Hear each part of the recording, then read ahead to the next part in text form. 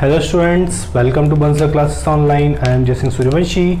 Last lecture में student हमने discuss किया था कि एल्गीज के क्या कैरेक्टरिस्टिक्स होते हैं। कुछ बेसिक कैरेक्टरिस्टिक्स हम डिस्कस कर लिए थे बेटा। आज की क्लास में हम आगे का पार्ट डिस्कस करेंगे, कुछ और पॉइंट्स लिखेंगे एल्गीज के। ठीक है बेटा, हम देख रहे हैं इसके बाद में कुछ नेक्स्ट पॉइंट है ना, कुछ और पॉइंट देख रहे हैं बेटा हम।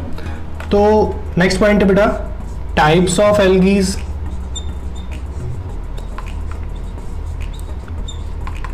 ठीक है, टाइप्स ऑफ एल्गी।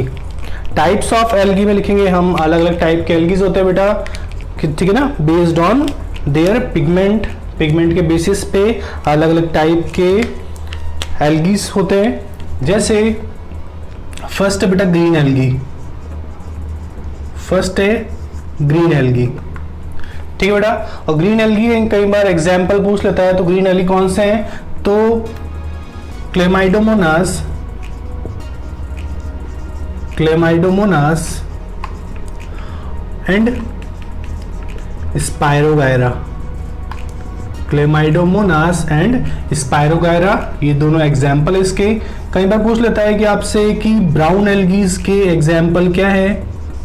कई बार पूछ लेता है आपसे कि ब्राउन एल्गीज के एग्जाम्पल क्या है। तो बेटा ब्राउन एल्गीज में आता है सार्गेसम, फ्यूकस एंड कैल्प। ठीक है, तो ये हैं ब्राउन एल्गीज।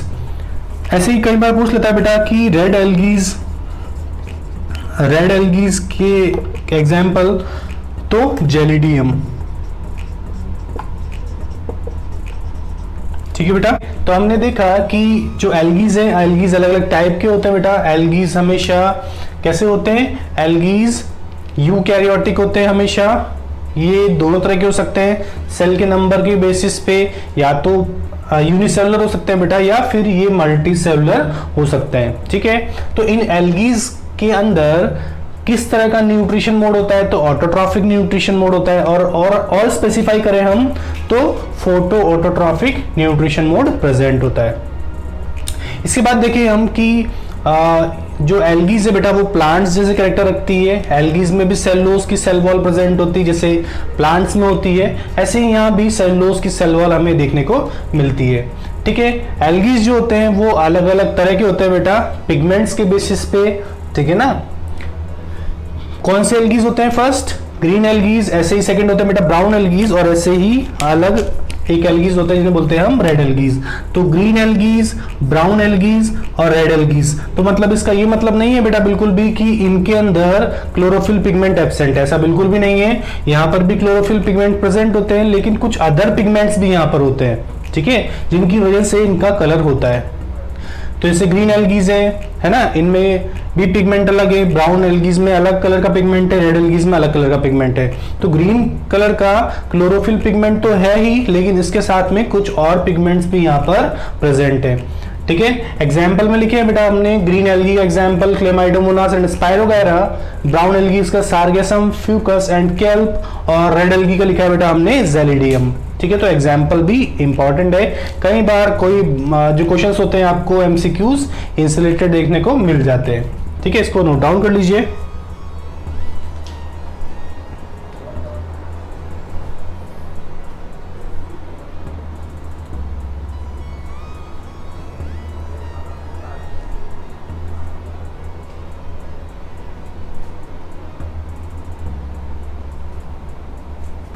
ठीक है, रफ कर रहा हूं रिटर्न्स को।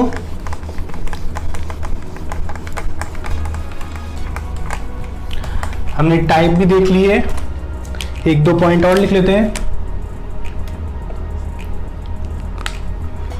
Algae show both sexual and asexual reproduction. ठीक है, जो एल्गीज है, एल्गीज दोनों तरह की रिप्रोडक्शन देखने को मिलते हैं, सेक्सुअल रिप्रोडक्शन भी और एसेक्सुअल रिप्रोडक्शन भी। ठीक है, algae have cell wall which is composed of cellulose. ठीक है बेटा, तो एल्गीज में सेलुलोज की तरह सेल वॉल प्रेजेंट सेलुलोज की सेल वॉल प्रेजेंट होती है, जैसे कि प्लांट्स के अंदर में सेलुलोज की सेल वॉल देखने को मिलती है। बिल्कुल ऐसा ही इन एल्गीज के अंदर भी हमें प्लांट्स जैसी सेल वॉल देखने को मिलती है सेलुलोज की। ठीक है, काय की सेल वॉल होती है बेटा, तो यहाँ पर सेलुलोज की सेल वॉल होती है, साथ ही साथ में यहाँ पर सेक्सुअल और एसेक्सुअल रिप्रोडक्शन दोनों देखने को मिलता है। ठीक है, जैसे बेटा एक एग्जाम्पल है जैसे स्पायरोगायरा। ठीक है, तो बेटा स्पायरोगायरा में आपको ये सेल वॉल है इस तरीके से। ठीक है, आपको यहां पर क्लोरोप्लास्ट देखने को मिलता है इसका। ठीक है, स्पाइरल शेप का होता है क्लोरोप्लास्ट यहाँ पे। अब बेटा ये जो एसेक्सुअल रिप्रोडक्शन दिखा रहा हूं बेटा स्पायरोगायरा में किस तरीके से होता है, ये एक स्पायरोगायरा है। ठीक है, एग्जाम्पल है एक स्पायरोगायरा। तो बेटा स्पायरोगायरा में जो रिप्रोडक्शन देखने को मिलता है हमें वो किस तरीके से होता है, तो फ्रेगमेंटेशन के थ्रू। किससे होता है बेटा, फ्रेगमेंटेशन। दिख रहा है बेटा आपको नीचे वाला पार्ट। ठीक है, थोड़ा सा मैं इसको ब्राइटनेस कम कर देता हूँ। ठीक है, तो फ्रेगमेंटेशन का मतलब क्या है बेटा, फ्रेगमेंटेशन का मतलब है फ्रेगमेंट। ठीक है, टुकड़े।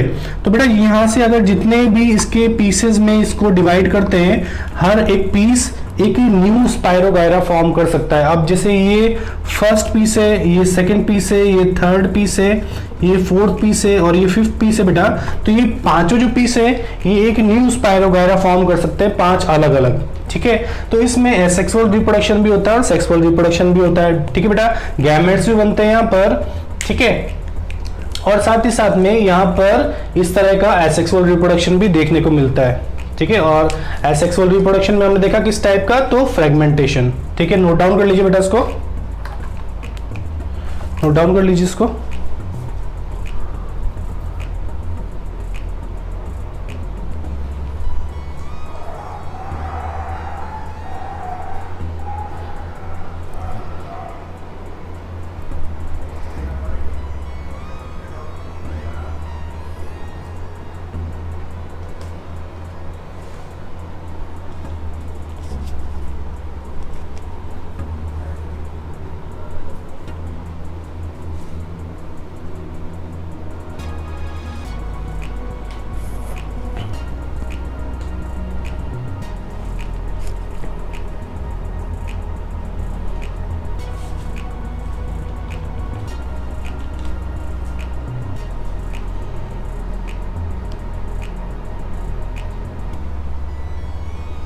ठीक है, आगे लिखते हैं बेटा।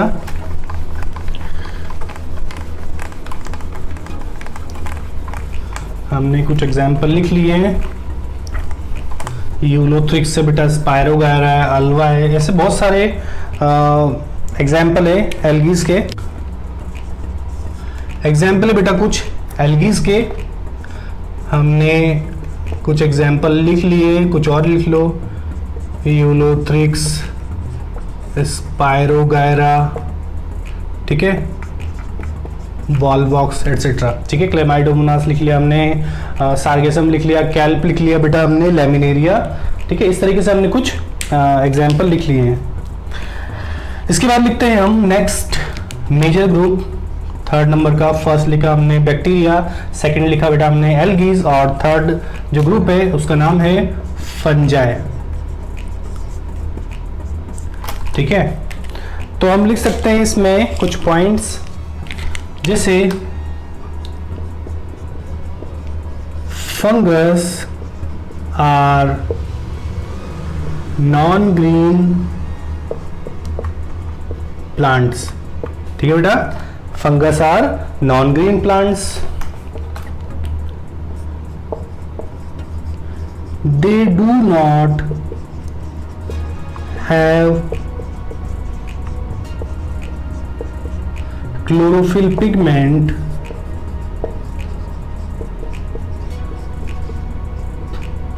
to produce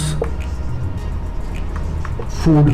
ठीक है, जो फंगस है बेटा वो नॉन ग्रीन प्लांट्स होते हैं, फंगस के पास में क्लोरोफिल पिगमेंट एब्सेंट होते हैं, तो ये अपना फूड प्रोड्यूस नहीं कर सकते हैं, प्रिपेयर नहीं कर सकते हैं। ठीक है, they are saprophytic in nutrition.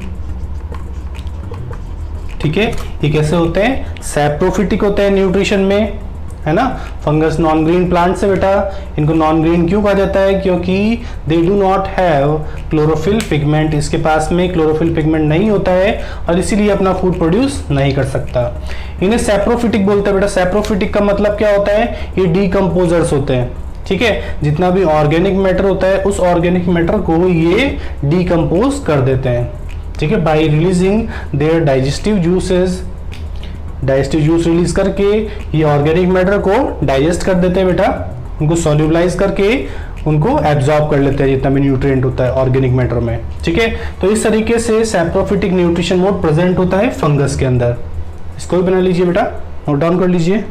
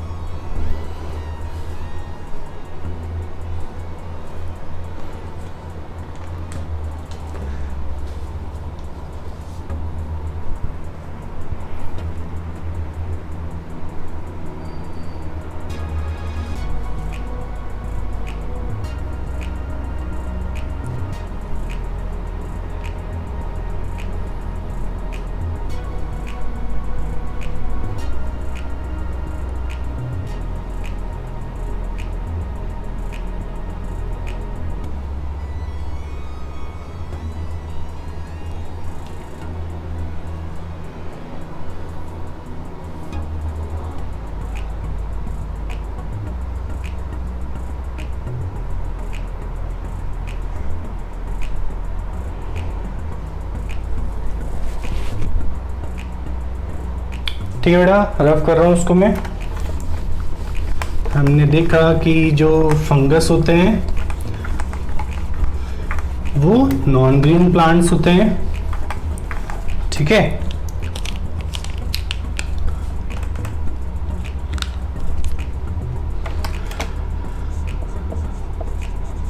these fungus are found in colonies। तो बेटा ये जो फंगस है वो कॉलोनीज की फॉर्म में प्रेजेंट होते हैं, बहुत सारे एक साथ प्रेजेंट होते हैं।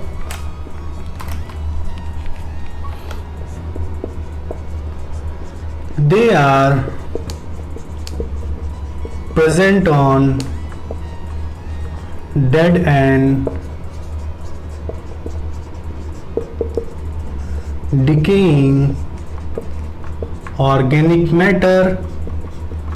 तो बेटा ये फंगस है, ये फंगस क्या करते हैं, ये फंगस कहाँ प्रेजेंट होते हैं, डेड और डिकेइंग ऑर्गेनिक मैटर में प्रेजेंट होते हैं। जितना भी ऑर्गेनिक मैटर होता है उसे ये डीकम्पोज कर देते हैं, क्योंकि इनके पास में कुछ डाइजेस्टिव जूसेस होते हैं।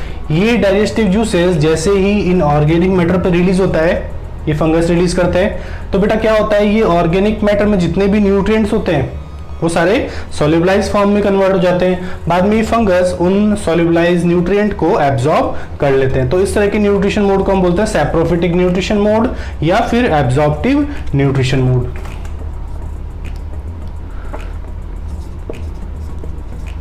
आउटर मोस्ट covering of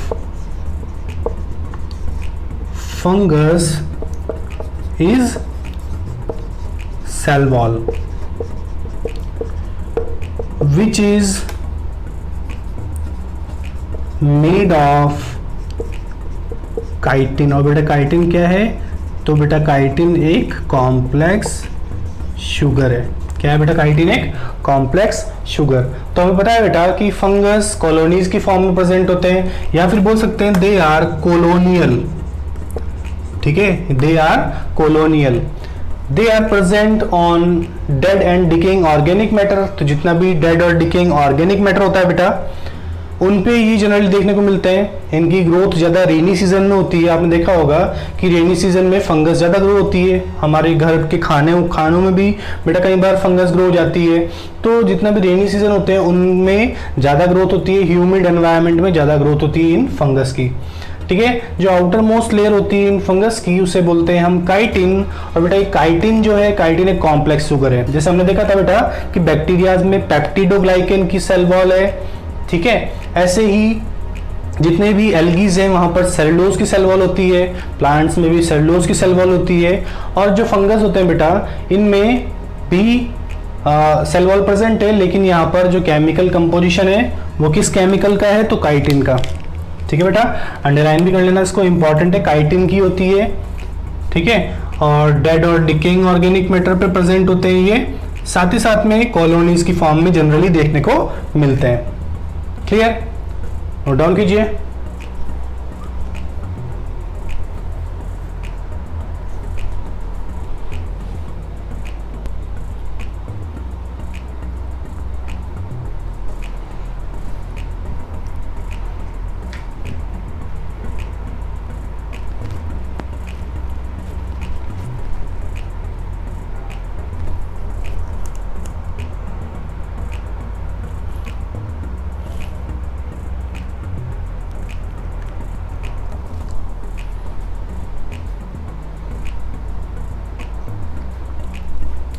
ठीक है बेटा, रफ कर रहा हूं इसको।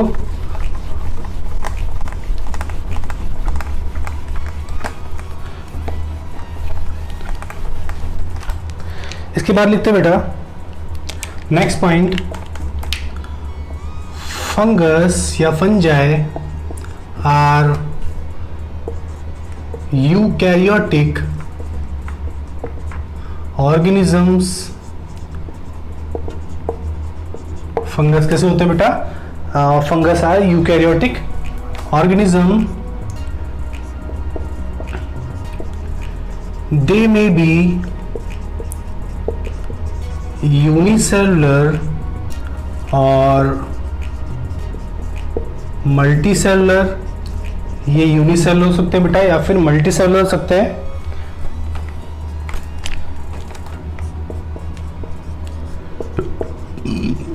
They show both sexual as well as asexual reproduction. ठीक है, तो बेटा फंजाई जो होते हैं वो यूकैरियोटिक होते हैं। फंजाई बेटा यूनिसेलुलर और मल्टीसेलुलर हो सकते हैं। ये यूकैरियोटिक होते हैं, यूनिसेलुलर या मल्टीसेलुलर हो सकते हैं। और दोनों तरह के रिप्रोडक्शन मोड यहाँ पर हमें देखने को मिलते हैं, सेक्सुअल रिप्रोडक्शन और एसेक्सुअल रिप्रोडक्शन। ठीक है बेटा, आगे डिस्कस करते हैं हम कुछ टाइप्स ऑफ फंजाई। ठीक है, कौन कौन से टाइप होते हैं फंजाई के, उसको डिस्कस करते हैं बेटा हम। पहले इसको आप लिख लीजिए।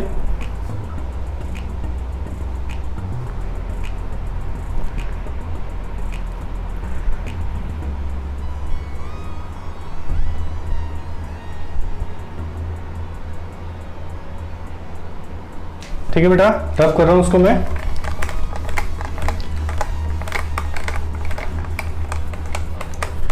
इसके बाद लिखते हैं हम टाइप्स ऑफ फंजाई। इसके बाद लिखते हैं बेटा हम टाइप्स ऑफ फंजाई, कौन कौन से टाइप के फंजाई होते हैं। ठीक है, तो फर्स्ट लिखेंगे बेटा इसमें हम, फर्स्ट लिखेंगे हम ईस्ट। ठीक है, फर्स्ट लिखेंगे बेटा हम ईस्ट। तो ईस्ट के पॉइंट लिखेंगे बेटा हम, दे आर यूनिसेलुलर ऑर्गेनिज्म। ये कैसे बेटा, यूनिसेलुलर ऑर्गेनिज्म है। They are generally used in fermentation process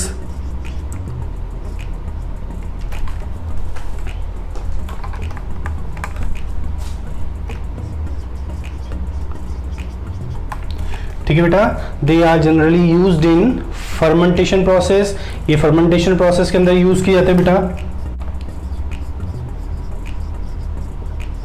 spherical और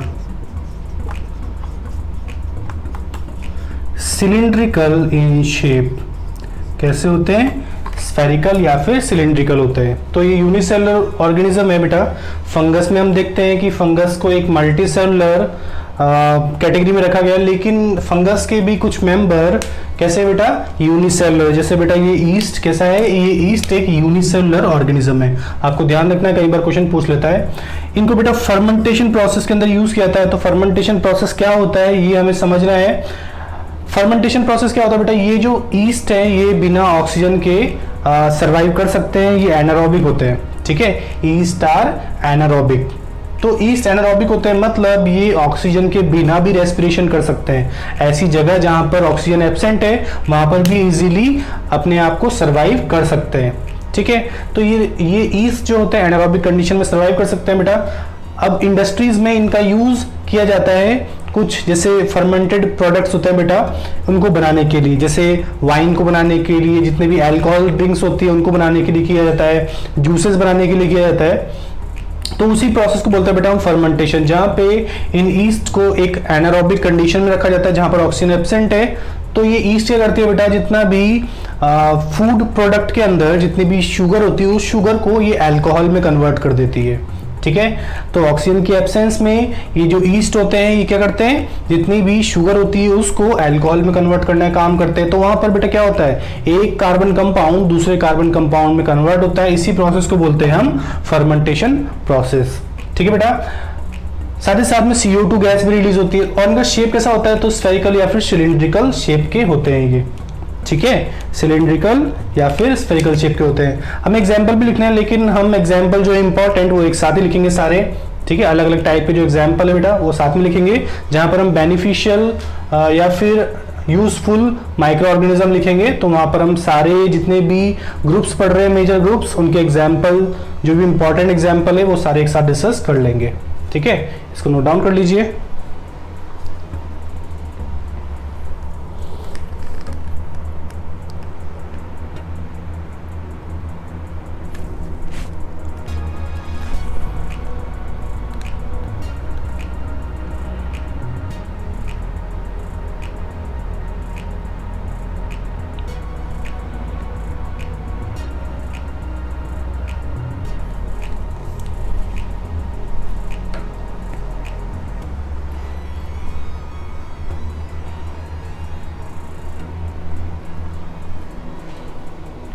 ठीक है बेटा, नेक्स्ट लिखते हैं इसके बाद में।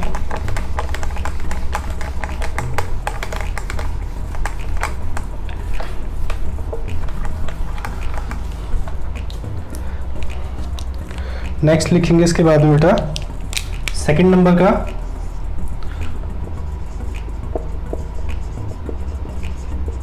माइल्ड्यूज, ठीक है बेटा। ये कैसे होते हैं, तो ये भी दे आर यूनिसेलुलर फंजाई। कैसे होते हैं बेटा, ये भी यूनिसेलुलर फंजाई होते हैं। Most of them are parasitic on plants,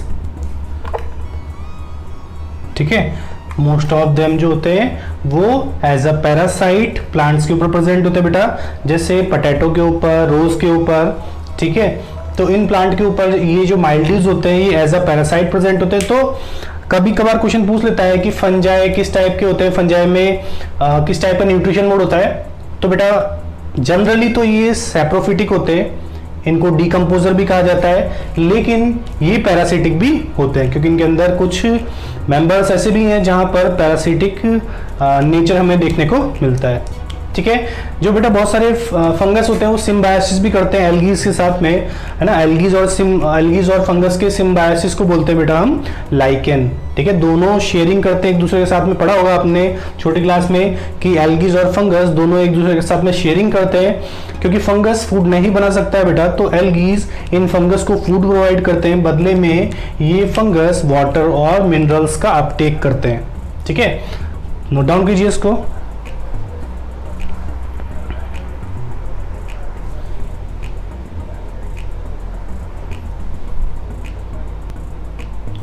ठीक है, नेक्स्ट लिखते हैं। नेक्स्ट कौन सा टाइप है? फर्स्ट देखा हमने east, second mild use, third है बेटा, थर्ड है मोल्ड। थर्ड क्या है बेटा? मोल्ड। तो मोल्ड होते हैं बेटा, दे आर मल्टी सेलुलर। ठीक है, और क्या है ये? तो फंजाई है, लिख सकते हैं इस तरीके से हम कि they are multi cellular fungi या फिर मल्टी सेलुलर ऑर्गेनिज्म। ठीक है,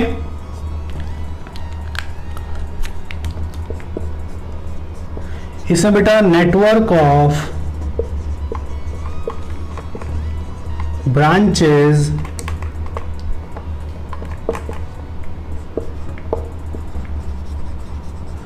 इज नोन एज हाइफी। ठीक है, यहां पर जो हमें नेटवर्क देखने को मिलते हैं बेटा ब्रांचेस के, उनको क्या बोलते हैं हम? हाइफी। क्लियर?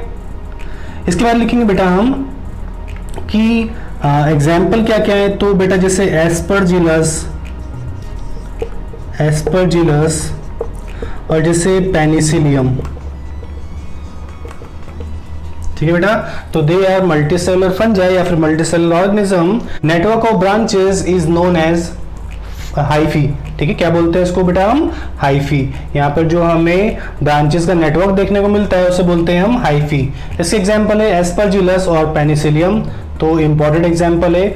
इसी पेनिसिलियम से फर्स्ट एंटीबायोटिक ऑब्टेन की गई थी जिसका नाम है बेटा पेनिसिलिन। ठीक है, और किस साइंटिस्ट ने ऑब्टेन की थी? तो अलेक्जेंडर फ्लेमिंग ने। आगे डिस्कस करेंगे इसको हम, अभी हमारे को इसका पार्ट नहीं डिस्कस करना है, एक साथ डिस्कस करेंगे हम। ठीक है, इसको भी नोट डाउन कर लीजिए।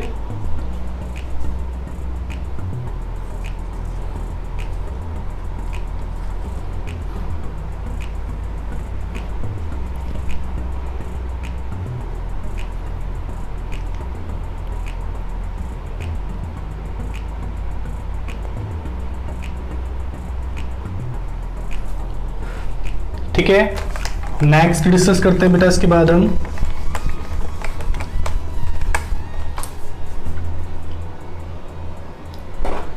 नेक्स्ट है फोर्थ मशरूम। ठीक है बेटा, तो मशरूम कैसे होते हैं? तो मशरूम मल्टी सेलुलर होते हैं। ठीक है, कैसे होते हैं बेटा? ये अम्ब्रेला शेप्ड होते हैं।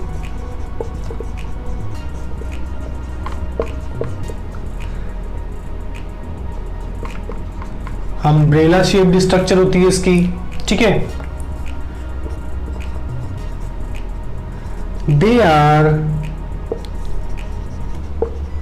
Found on dead and decaying organic matter in the rainy season। ठीक है बेटा, तो they are found on dead and decaying organic matter in the rainy season. तो रेनी सीजन के अंदर ज्यादा ग्रोथ होती है इनकी। ड्यूरिंग रेनी सीजन ये ज्यादा हमें देखने को मिलते हैं। मल्टी सेलुलर होते हैं, अम्ब्रेला शेप की स्ट्रक्चर होती है बेटा, और एज अ फूड इनको यूज किया जाता है। They are used as a food. Multi cellular होते हैं बेटा, और जो जिस मशरूम की वैरायटी को हम खाते हैं उसका नाम है बेटा एगेरिकस। ठीक है, ईडिबल मशरूम जो है उसका नाम है एगेरिकस। एग्जाम्पल में लिख सकते हैं बेटा हम यहाँ पर कि जो ईडिबल मशरूम वैरायटी है, ईडिबल